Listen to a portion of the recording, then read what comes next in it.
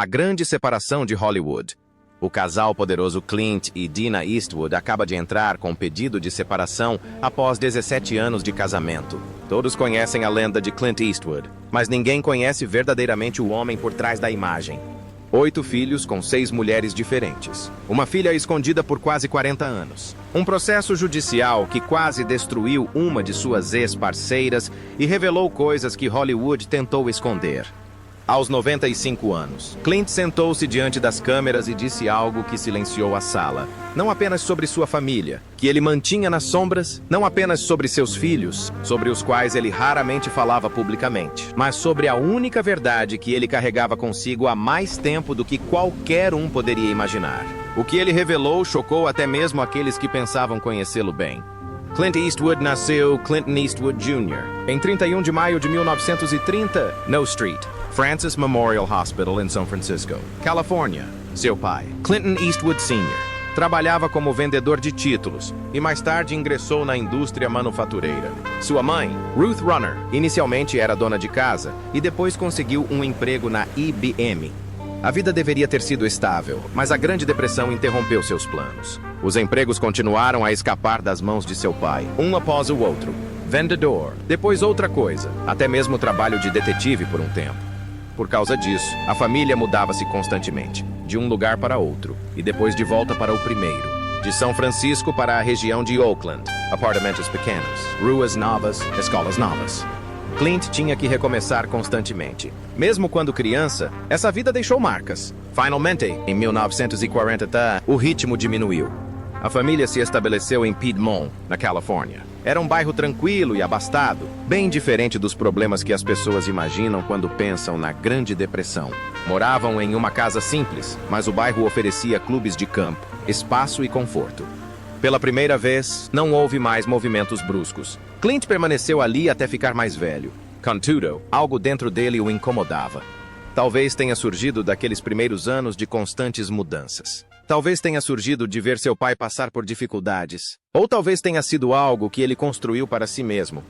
Com o tempo, Clint começou a inventar histórias sobre seu passado. Falava de dificuldades, de noites sem conforto, de lutas que o endureceram. Mas a verdade era outra. A vida no Piemonte era estável. Sua família era próspera. Eles tinham coisas que outros não tinham. Carros, espaço, até mesmo acesso a lugares pelos quais as pessoas trabalharam a vida inteira para conquistar. Essa história que ele contou tornou-se parte dele. Deu-lhe uma vantagem. Isso o fez parecer mais próximo das pessoas comuns. E mais tarde, quando ele apareceu na tela como um homem quieto e durão, que havia conquistado algo de si mesmo a partir do nada, as pessoas acreditaram nele. Ele não estava se saindo muito bem na escola. Ele tinha dificuldades com as notas e precisou repetir um ano. Os professores tentaram, mas Clint não se importava com os livros nem com as aulas. Quando chegou ao ensino médio de Piedmont, sua frustração havia se transformado em rebeldia. Ele ultrapassou limites, quebrou regras e foi ainda mais longe. Um dia, escreveu algo vulgar no placar da escola. No outro, queimou uma efígie no terreno da escola. Não se tratava de um assunto trivial, era barulhento, público e impossível de ignorar. A escola pediu que ele se retirasse. E assim ele foi embora. Transferiu-se para a Oakland Technical High School e se formou lá em 1949. Mas mesmo assim, nada realmente mudou. Ele ainda não tinha interesse em estudar. O que era estranho era que ele tinha talento. Era forte, rápido e atlético. Ele sabia tocar piano e até entretinha as pessoas com ragtime. Apesar disso, recusava-se a participar de equipes, não praticava esportes, não tocava em bandas e não se envolvia com grupos musicais. Ele permaneceu sozinho, sempre um passo à frente de todos os outros. Essa escolha o acompanhou mesmo depois de se formar. Em vez de ir para a faculdade, ele foi trabalhar. Um emprego, depois outro. Salva-vidas, balconista de supermercado, entregador de jornais, bombeiro florestal, operário siderúrgico, carregador de tacos de golfe. Nenhum desses empregos durou muito tempo.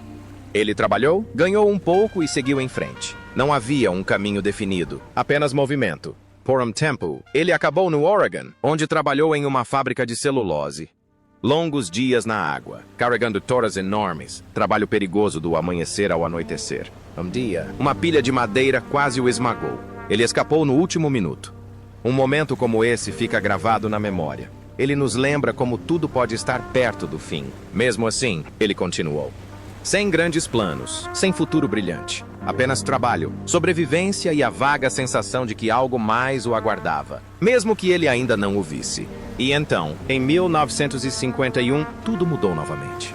Ele foi convocado para o exército dos IUA durante a Guerra da Coreia. Milhares de jovens estavam sendo enviados para a guerra. Poderia ter sido o mesmo para ele. Mas em vez de ir para o exterior, foi designado para Fort Ord, na Califórnia, onde trabalhou como salva-vidas e instrutor de natação. A sorte teve seu papel, talvez mais de uma vez. Naquele mesmo ano, algo aconteceu que poderia ter lhe tirado a vida antes mesmo de ela começar. Ele foi levado de volta à base em um avião militar.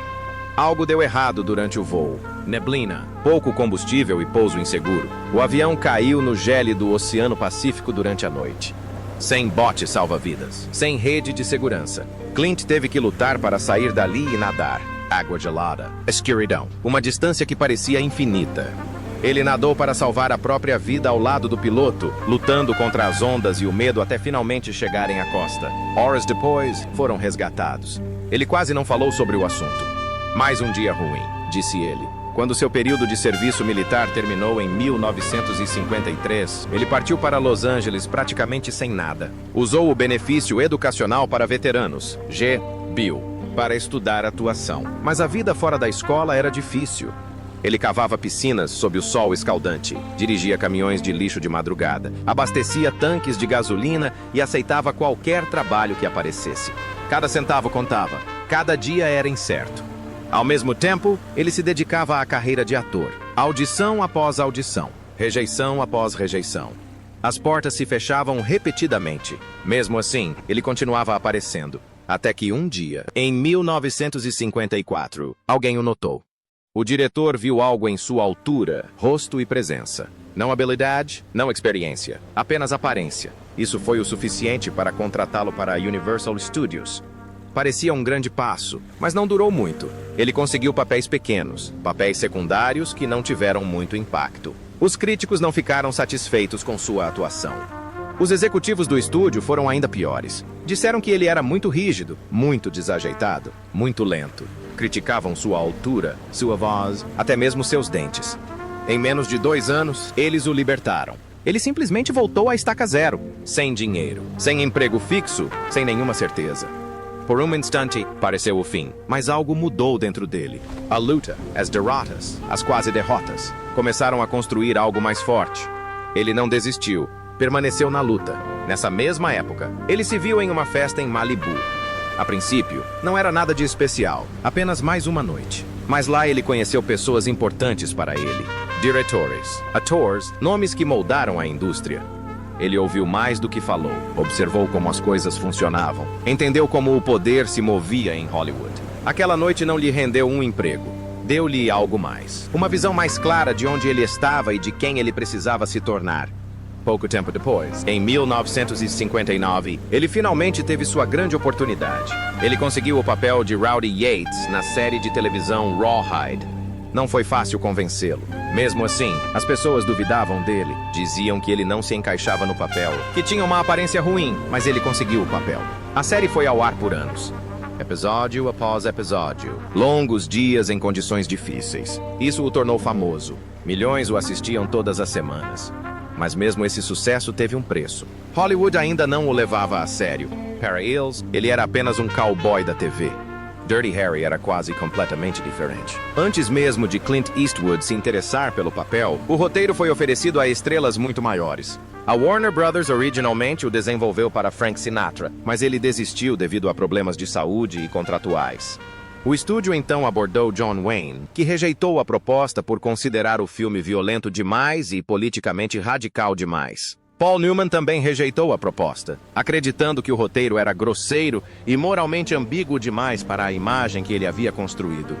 Só depois de todos esses nomes terem recusado, Eastwood, aos 41 anos, aceitou o papel por um salário modesto e uma participação considerável nos lucros. Essa escolha mudou tudo, porque, uma vez que Harry Callahan se tornou Eastwood, o personagem deixou de ser apenas uma ideia mal elaborada do estúdio para se tornar um dos policiais mais famosos da história do cinema. A estreia de Dirty Harry, em dezembro de 1971, não passou despercebida.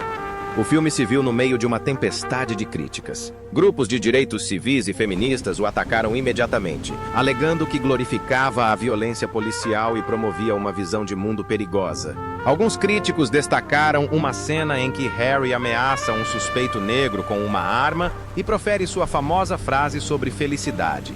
Outros se concentraram na representação da violência no filme, particularmente em momentos que pareciam celebrar o poder sem hesitação. Debateu-se se o filme era envolvente ou repugnante, ousado ou imprudente, mas essa reação negativa não prejudicou a indústria. Isso ajudou. O filme foi feito com cerca de 4 milhões de dólares e arrecadou cerca de 36 milhões de dólares somente nos Estados Unidos durante seu lançamento. A indignação fez com que o filme parecesse maior, mais impactante e mais urgente. E Eastwood aprendeu uma lição importante. A controvérsia pode vender tanto quanto os elogios. Quase na mesma época, Eastwood provava que assumia riscos no set de filmagem da mesma forma que fazia na vida. Em 1975, ele escreveu, dirigiu e estrelou Ascensão de Eiger, um thriller de montanha com elementos de perigo, espionagem e resistência física. Ele queria que as cenas de escalada fossem realistas, então insistiu em filmar na própria face norte do Eiger, na Suíça, uma das paredes rochosas mais assustadoras do mundo. Essa decisão colocou o filme em sério risco, mas também trouxe uma verdadeira tragédia. Durante a produção, o alpinista britânico e membro da equipe, David Knowles, foi atingido por uma pedra que caiu e morreu na frente de todos. Não foi uma morte digna de ser filmada.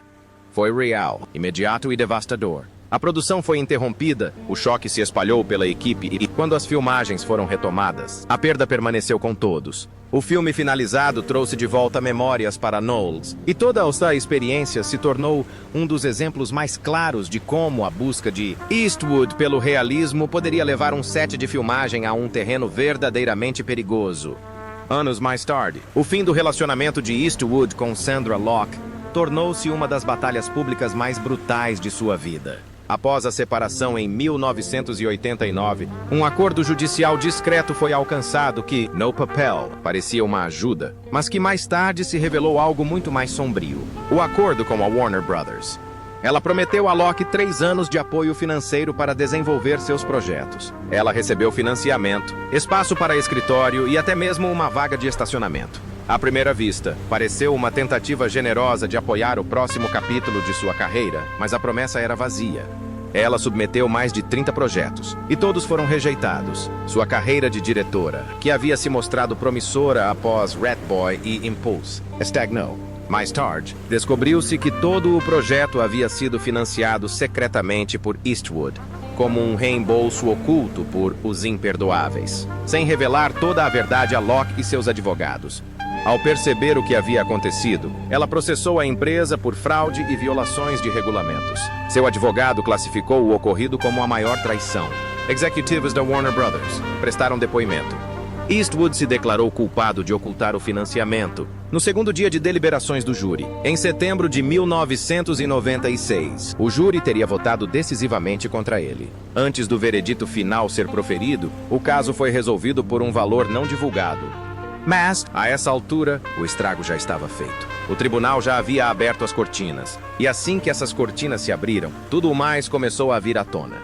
O processo de pensão alimentícia, iniciado em 1989, já havia revelado detalhes íntimos. Revelou a duração do relacionamento, os filmes que fizeram juntos e o quanto a carreira de Locke dependia da influência de Eastwood. Acusações de controle, humilhação e dependência emocional vieram à tona.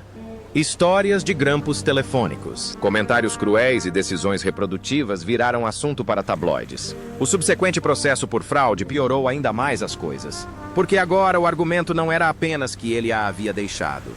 A questão era que ele havia bloqueado o futuro dela. Jornais e revistas de fofoca exploraram cada detalhe. A história deixou de ser apenas mais um término de relacionamento de celebridades e passou a ser vista como um exemplo muito mais sério de como homens poderosos podem moldar a vida e a carreira das mulheres ao seu redor.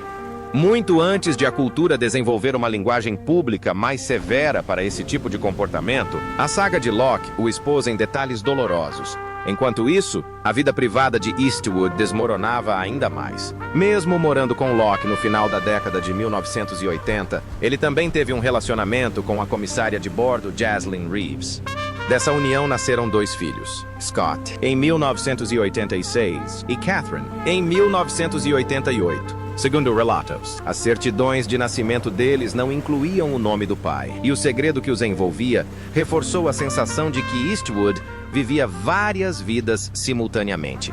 Locke só compreendeu totalmente a dimensão desse fenômeno muito tempo depois, graças a boatos, reportagens sensacionalistas e uma crescente onda de revelações. Então, outro relacionamento surgiu no horizonte. Eastwood começou a namorar a atriz Frances Fisher, por volta da época das filmagens de Pink Cadillac, em 1988. O romance veio à tona no início dos anos 90, e Fisher deu à luz a filha do casal, Francesca, em 1993. Mas nem mesmo esse relacionamento resistiu ao teste do tempo. Ele desmoronou sob o peso de traições subsequentes, descobertas e, por fim, um novo interesse por Dina Ruiz, a mulher com quem Eastwood se casou em 1996. Juntos, eles criaram uma imagem impossível de ignorar. Por trás da voz calma e da imagem serena, havia um homem que transitava constantemente entre mulheres, crianças e lares, muitas vezes escondendo uma vida da outra. Então veio Os Imperdoáveis, e com ele uma das reviravoltas mais bruscas de sua carreira. Em agosto de 1992, pouco antes do lançamento do filme, Roger Ebert escreveu um artigo sugerindo que Eastwood poderia estar encerrando sua trajetória como protagonista. Ele tinha 62 anos, o faroeste parecia sombrio e muitos na indústria acreditavam que o filme seria um fracasso. Alguns estúdios concordavam discretamente. Eles o viam como a obra de uma estrela decadente tentando reviver um gênero morto. Mas quando o filme estreou, a reação mudou rapidamente. Os críticos o elogiaram com entusiasmo. O público seguiu o exemplo. A cerimônia do Oscar confirmou oficialmente essa mudança. Em 29 de março de 1993, Os Imperdoáveis ganhou os prêmios de melhor filme, melhor diretor Eastwood, melhor ator coadjuvante Gene Hackman e melhor montagem. O filme também arrecadou cerca de 159 milhões de dólares americanos em todo o mundo, com um orçamento de 31 milhões de dólares americanos. Num só golpe, Eastwood conseguiu mais do que apenas um retorno triunfal. Ele se reinventou. Não era mais apenas o cara durão dos filmes de faroeste e ação. Ele havia se tornado um cineasta cujo trabalho podia ser simultaneamente brutal, reflexivo e artisticamente reverenciado. Esse roteiro circulava por Hollywood há anos antes de ele finalmente o escolher, o que tornou a vitória ainda maior. Então, em vez de se concentrar em um único gênero de filme de prestígio, Eastwood mudou de direção mais uma vez.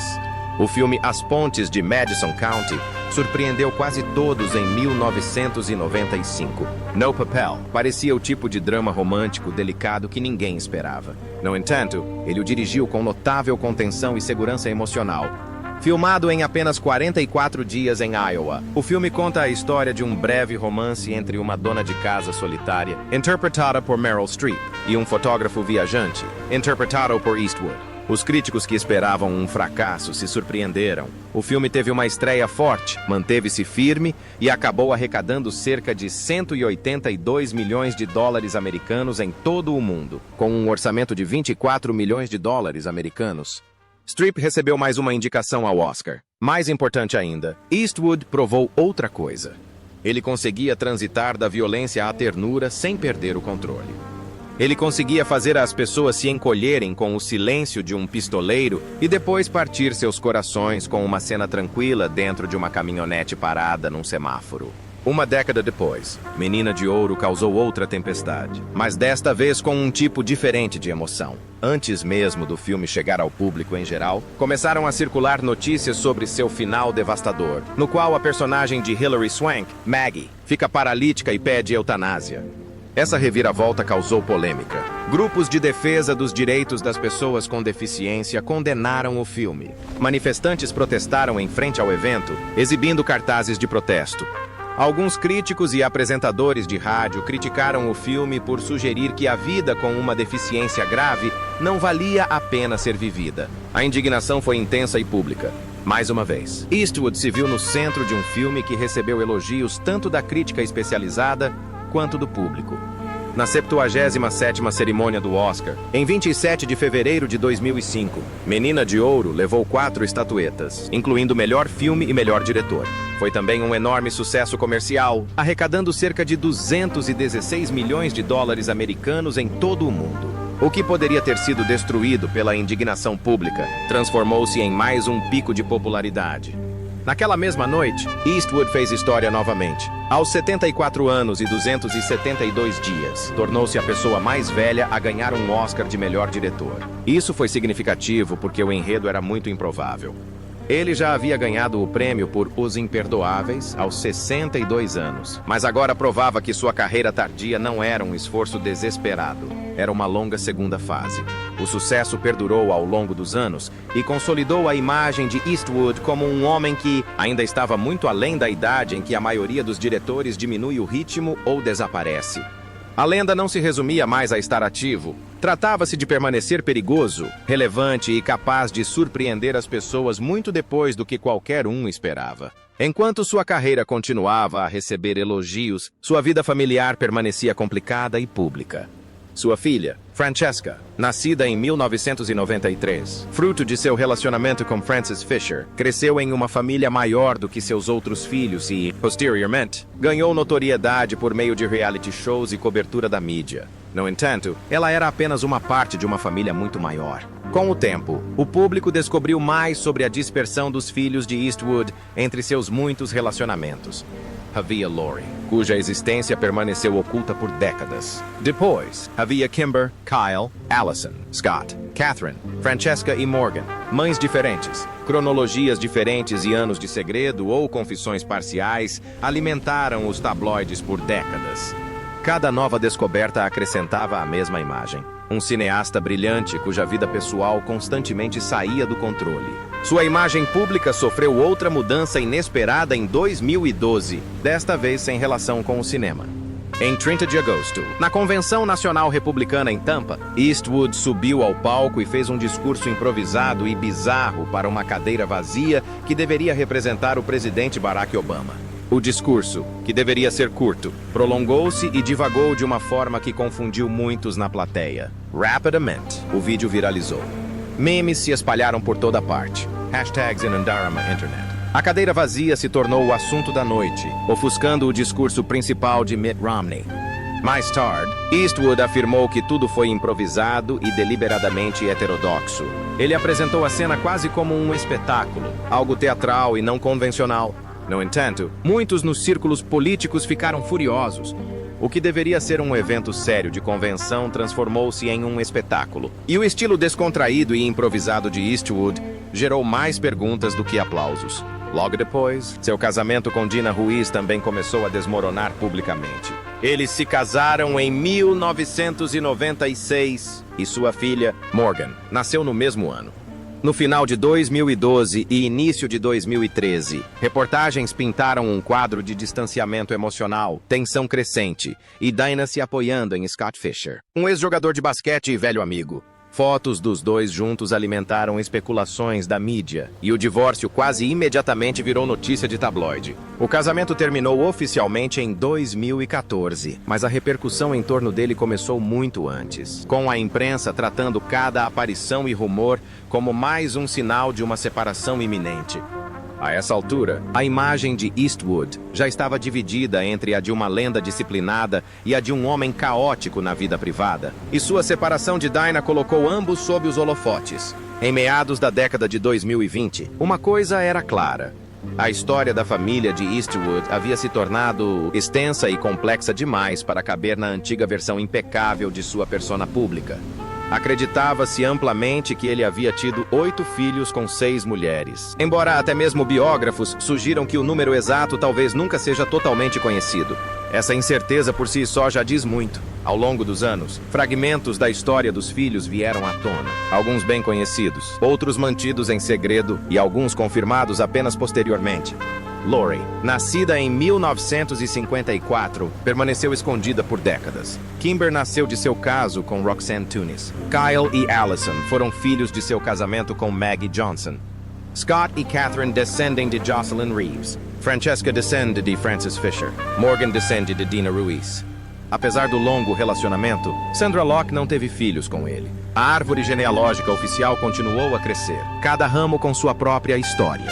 Mesmo aos 90 anos, Eastwood continuou a trabalhar de uma forma que inspirava a admiração. Ao dirigir Julor número 2 polegadas em 2023 e 2024, ele se tornou o diretor mais velho a dirigir um filme de um grande estúdio, aos 93 anos. A própria produção foi marcada por turbulências, com relatos de breves interrupções devido a problemas de saúde. Membros da equipe chegavam ao set, occasionalmente, eram informados de que as filmagens seriam canceladas naquele dia. Corriam rumores sobre problemas nas costas, fragilidade e se eles teriam condições físicas para suportar outra filmagem completa. No entanto, Eastwood continuou a dirigir como sempre fazia, rapidamente, evitando tomadas desnecessárias, confiando em décadas de instinto e disciplina. Esse estilo, que antes parecia eficiência, agora também parecia sobrevivência. Jurado número 2 deixou de ser apenas mais um filme. Começou a parecer uma corrida contra o próprio tempo. A reação da indústria cinematográfica ao filme só aumentou sua tristeza quando Juror número 2 chegou aos cinemas em novembro de 2024. A Warner Brothers planejou um lançamento muito limitado, em torno de 28 a 35 salas em todo o país. Para um filme de estúdio dirigido por Clint Eastwood, esse número era surpreendentemente pequeno. Muitos viram isso mais como um funeral do que uma estreia. Em vez de permitir que o filme prosperasse com uma exposição mais ampla, o lançamento foi tão restrito que a maioria do público mal sabia de sua existência. Alguns argumentaram que o estúdio estava tentando proteger Eastwood do constrangimento de um fracasso comercial em larga escala. Outros viram isso como desrespeito, uma marginalização silenciosa de um dos cineastas mais importantes com quem o estúdio já trabalhou. De qualquer forma, o resultado foi estranho e amargo. Um homem que acabara de fazer história na direção em 1993 entregou um filme finalizado e, olhando para trás, o tratou como algo a ser escondido. O caminho para a conclusão do filme já estava cheio de obstáculos. A produção foi interrompida pela greve do SAG-AFTRA em julho de 2023, com as filmagens sendo concluídas apenas parcialmente. Os atores foram obrigados a fazer uma pausa no trabalho. O cronograma foi por água abaixo. Para um diretor mais jovem, um atraso desses teria sido frustrante. Para Eastwood, foi um incômodo. Havia quem se perguntasse abertamente se ele conseguiria voltar ao trabalho após o fim da greve. Quando a produção finalmente foi retomada, a equipe teve que se reestruturar sob maior pressão e com menos confiança. Esse ritmo intermitente fez com que todo o filme parecesse ainda mais uma possível despedida. Não porque Eastwood o tivesse anunciado, mas porque as circunstâncias tornaram o próprio ato de encerrar a saga dramático. Em 2025, até mesmo suas palavras causaram alvoroço. Um jornal austríaco publicou o que parecia ser uma nova entrevista com Eastwood, agora com 95 anos, repleta de observações perspicazes sobre envelhecimento, sequências e o Hollywood moderno. As declarações se espalharam rapidamente por sites de entretenimento e redes sociais. As pessoas as interpretaram como prova de que Eastwood ainda estava em desenvolvimento, ainda zombando da indústria, ainda planejando novos projetos. Mas então ele respondeu. Em 1º de junho de 2025, ele disse ao Deadline que a entrevista era completamente falsa e que sequer havia falado com o jornal. Mais tarde, descobriu-se que a publicação havia compilado comentários antigos e os apresentado como uma nova conversa. O que começou como uma citação se transformou em desinformação internacional. Mesmo aos 95 anos, Eastwood ainda era popular o suficiente para que a entrevista falsa se tornasse viral antes que a verdade fosse revelada. Essa idade, é claro, agora pesa muito. Eastwood completa 95 anos em 31 de maio de 2025. Em uma declaração sincera feita mais tarde naquele ano, rejeitando a entrevista inventada, ele confirmou secamente que Sam havia completado 95 anos. Era uma história curta, mas significativa. A essa altura, a mortalidade já não era um tema distante que pairava sobre ele. Era um tema recorrente em todas as discussões públicas. No entanto, ele rejeitou a ideia de que tudo havia terminado. Deixou claro que não estava se aposentando. Ele insistia que ainda estava trabalhando. Mesmo agora, parecia relutante em deixar o tempo escrever o final por ele. Essa teimosia sempre andava de mãos dadas com outra verdade. Ele viveu o suficiente para sobreviver a muitos dos homens que um dia estiveram ao seu lado. As perdas se estendem por décadas. Uma das primeiras foi Eric Fleming, The Rawhide, que morreu em 1966, levado pela correnteza de um rio no Peru. Fleming foi uma figura fundamental no início da carreira televisiva de Eastwood, e sua morte se tornou um daqueles momentos que o assombraram silenciosamente por muitos anos. Conforme Eastwood envelhecia, a lista de atores, colaboradores e amigos ausentes só aumentava. Sobreviver o suficiente para se tornar uma lenda também significava sobreviver o suficiente para carregar muitos fantasmas dentro de si.